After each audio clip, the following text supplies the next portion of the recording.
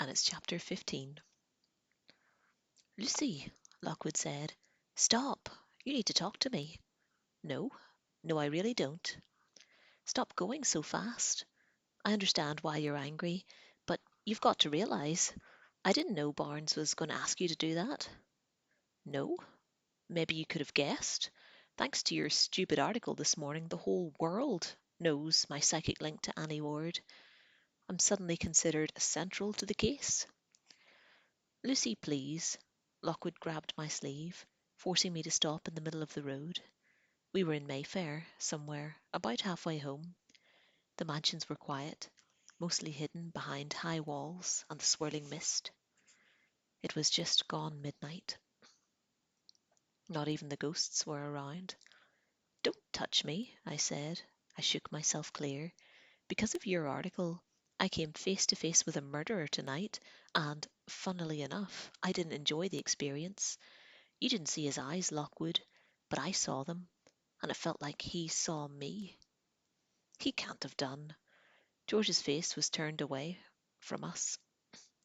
With his hand on his rapier hilt, he watched the fog. We'd only seen one visitor during our walk in Green Park, a far-off figure drifting along a tree-lined avenue, but it always did to be careful. You never could tell what was round the next corner in London. He can't have seen you, George repeated.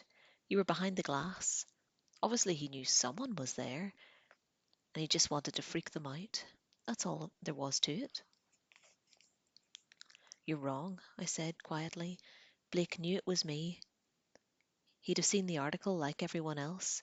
He knows all about Lockwood and Co. and how Lucy Carlyle has gained vital evidence against him. He can easily find out where we live too. If he walks free, there's nothing to stop him coming after us. Lockwood shook his head. Lucy, Blake's not going to come after us. Or if he does, George said, it'd be very, very slowly, hobbling on a stick. He's over 70 years old. What I mean is, he's not getting free at all, Lockwood went on. He's going to be charged, found guilty, and sent to prison, which serves him right. Meanwhile, so what if he's got those strange eyes? George's are pretty odd too. We don't hold it against him. Thanks for that, George said. I thought they were my best feature. They are. That's the tragedy of it. Listen, Lucy, I can see why you're mad. I'm furious too. Barnes has no right to put you through that against your will. It's typical DPRAC behaviour. They think they rule the show, but they don't, or at least, they don't rule us.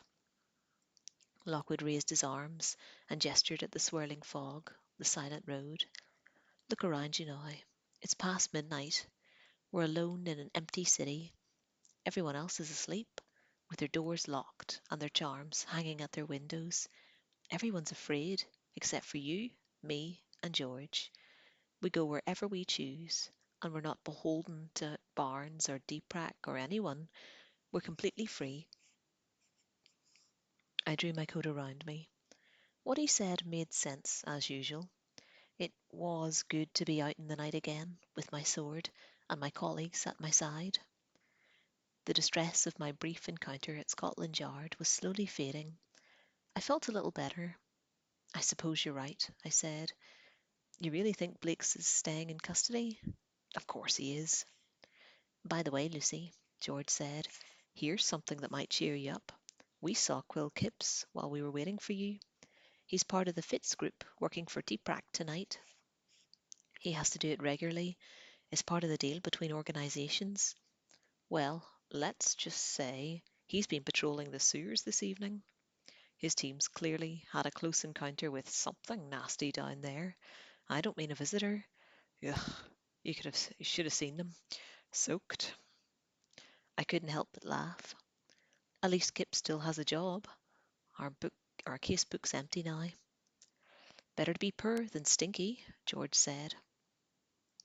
Lockwood squeezed my arm. Come on, he said. Don't worry about tomorrow. Something will turn up. Let's get home. I fancy a peanut butter sandwich. I nodded. Cocoa and crisps for me. The mist grew thicker as we went.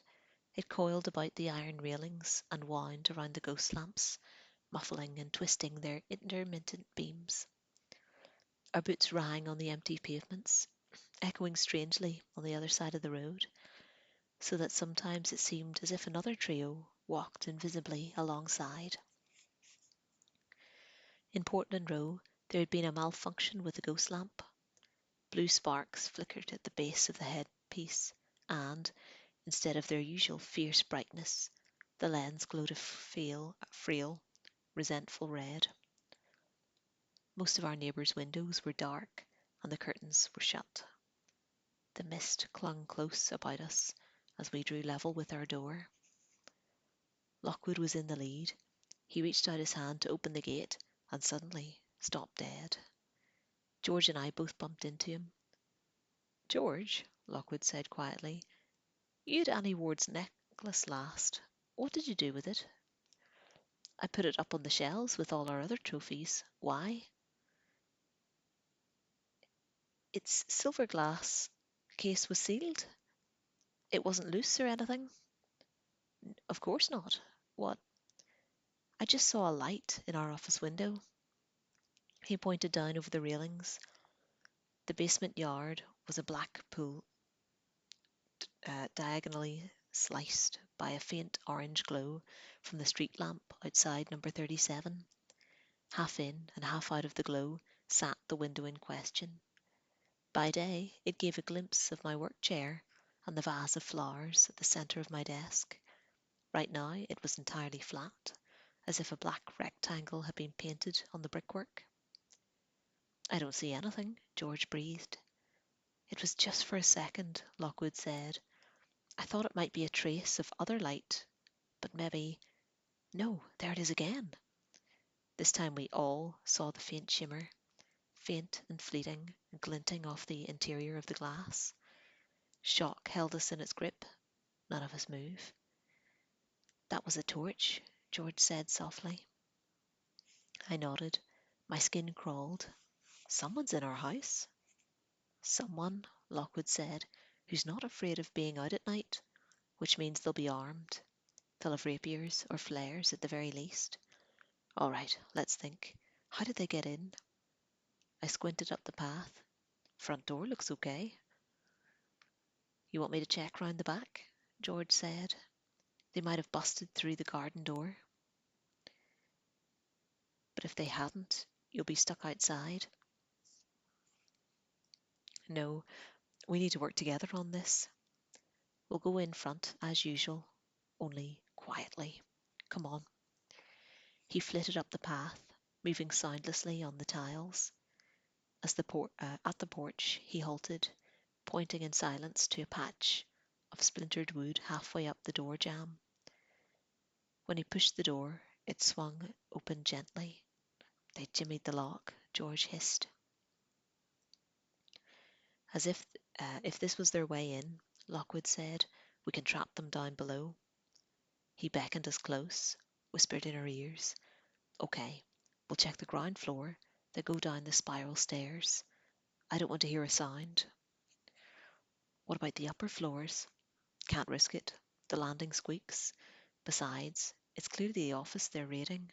So, rapiers ready?" "We find them, corner them, ask them to disarm." "And if they don't?" I said. Lockwood's teeth glinted briefly. "We use what force we need." The hallway was black. No sound came from deeper in the building.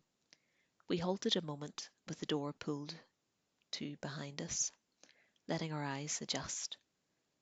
The crystal skull lantern grinned from its side table. Our coat rack was a dark mass on the wall. Lockwood pointed with his rapier at the display of shelves opposite. At first sight, they were the same as ever.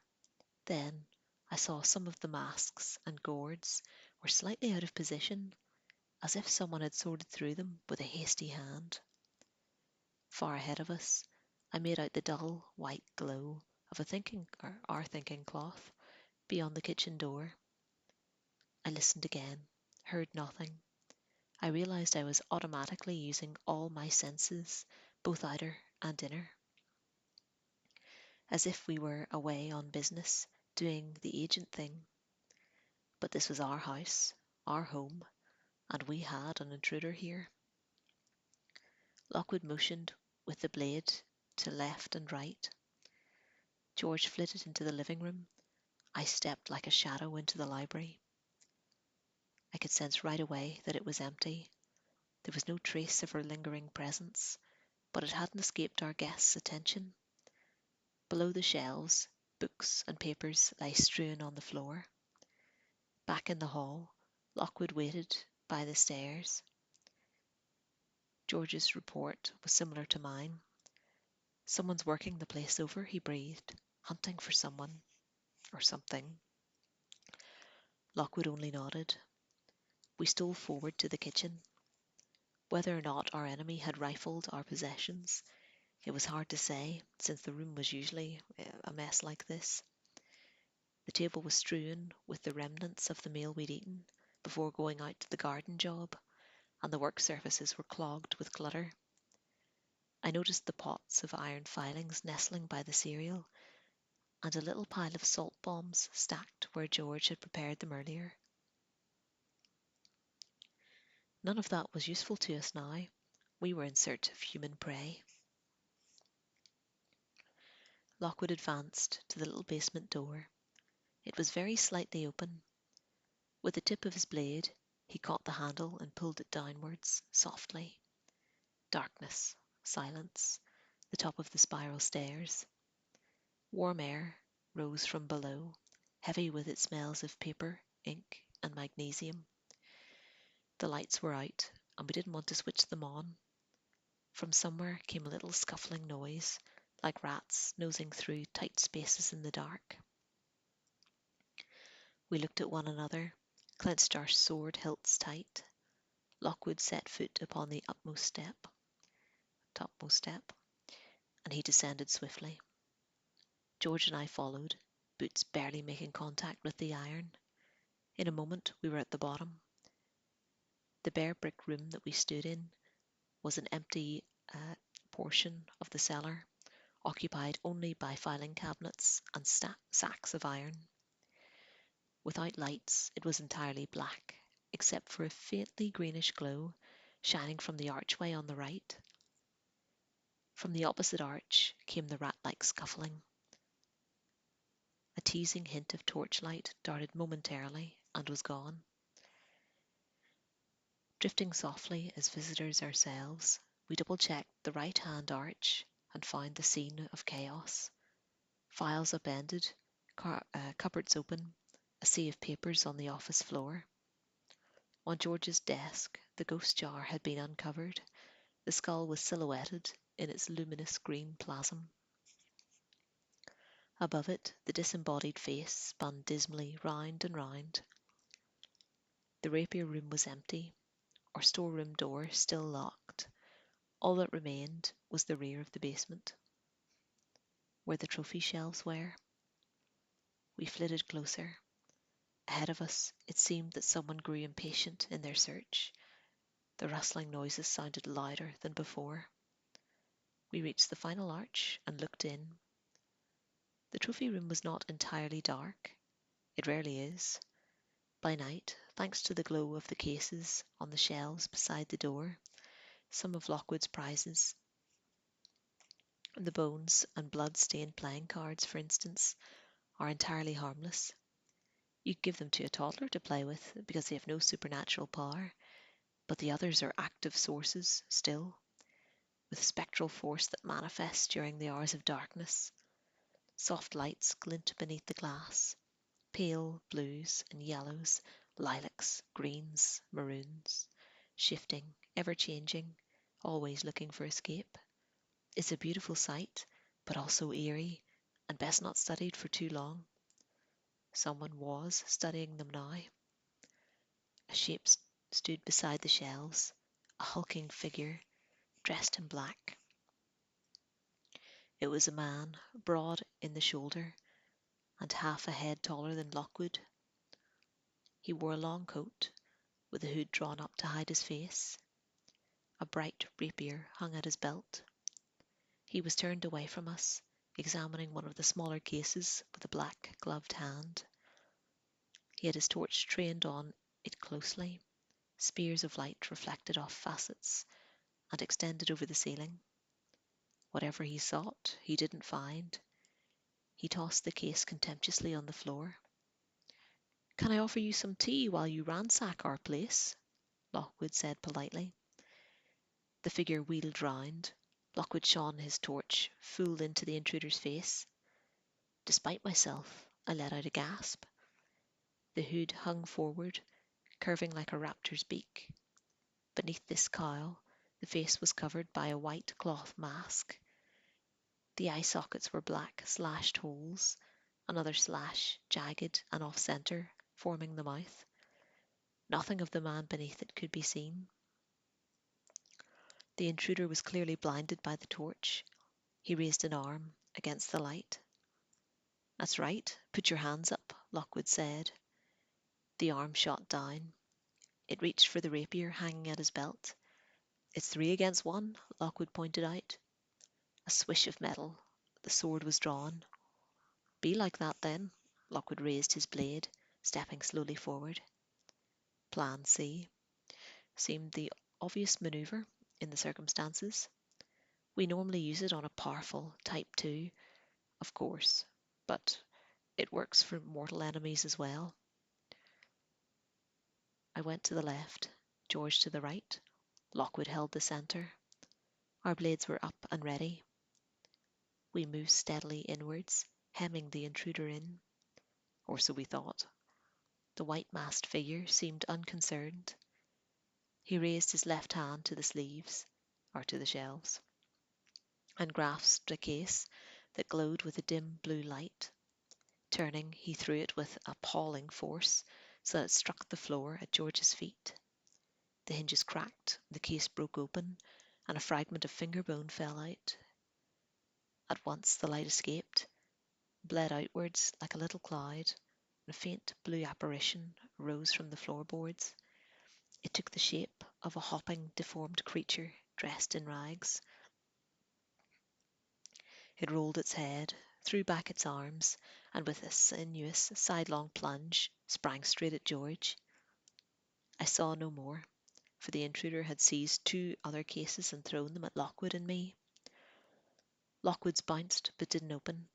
Mine shattered completely, emitting a woman's hair group. 6 streams of yellow plasm and a psychic violent wail.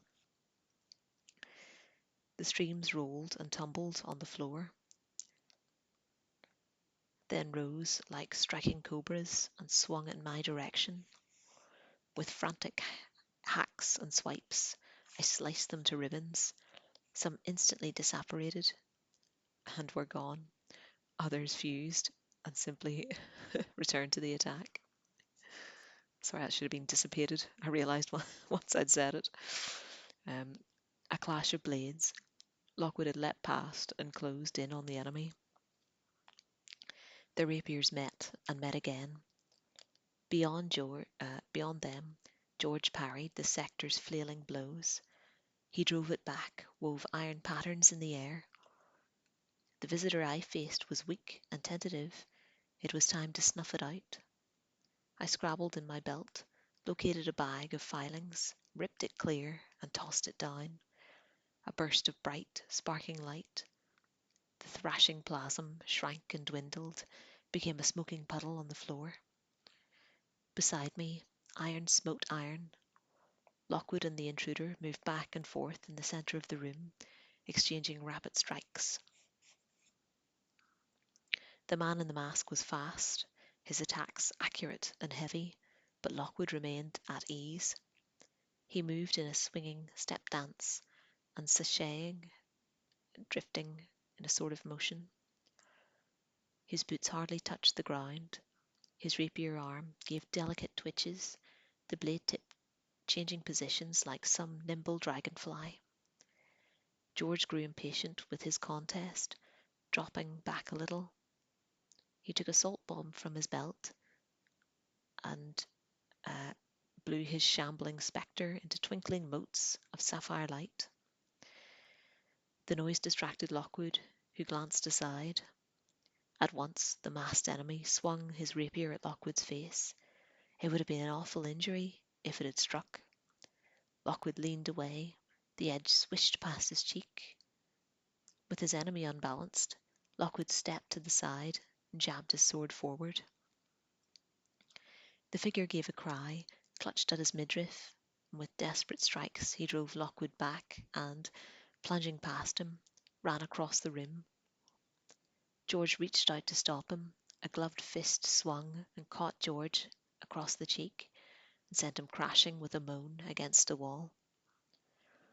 The intruder raced across the room towards the spiral stairs, with Lockwood in pursuit. I jumped over the fading ribbons of yellow plasm and closed in, swiping blindly with my rapier. The man fled past the stairs, through the arch, into the front office. For a moment his silhouette was illuminated by the faint light seeping through the window. I understood what he was going to do. "Quick!" I cried. "He'll—" Lockwood already knew the danger. Even as he ran, he reached into his belt, plucked out a canister of fire. The intruder put on a spurt and drew near my desk. He leapt onto it, and as he did so, threw his arms across his face. He collided with the window in a crouched position, smashing through the pane in a whirl of spinning shards. Lockwood cursed. From the far end of the office he hurled the flare. It passed straight through the broken window and into our yard. We heard the canister crack upon the stones, and a white, silver light explosion lit up the night, sending the remaining window glass hurtling back into the room. It spilled across the desk, clattering against the ghost jar, so that the head inside winced and goggled. Shards, like spilled ice, fanned out across the floor. Lockwood sprang onto the table, sword in hand. I came to a halt behind him. We went no further. We knew we were too late. Out in the basement, little white fires flickered in the broken flower pots and danced and dwindled like Christmas lights across hanging ivy. Smoke rose towards the street. Somewhere up above us, a variety of car alarms beeped and yammered. It had all been for nothing. The intruder was gone. At the top of the steps, the front gate swung gently, gently. It came slowly to a halt. Lockwood jumped back to the door, or to the floor. Behind us, a shape emerged. George, shuffling painfully, clutching the side of his jaw. He was bleeding from a cut to his lower lip. I gave him a wan smile of sympathy. Lockwood patted his arm. "That was exciting," George said thickly. "We should have guests over more often." All at once I felt light-headed. My legs gave way. I supported myself on the desk.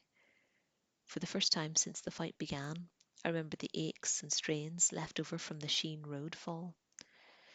Lockwood must have experienced a similar come-down. It took him 2 or 3 goes to fix his rapier back into his belt. "George," he said, "the Annabel Ward necklace. You said you'd put it with the trophies. Mind going to see if it's still there?" George dabbed his lip with his shirt sleeve. "Don't need to. I already thought of that. Just had a look. It's gone." "You're sure you put it on the shelves?" "This very morning. It's definitely not there." There was a silence. "Do you think that's what he came for?" I asked. Lockwood sighed. "It's possible. Anyway, he's clearly got it now." "No," I said, "he hasn't." At which I pulled my collar aside to reveal the silver glass case with the pendant in it, hanging safely on its cord around my neck. End of chapter 15.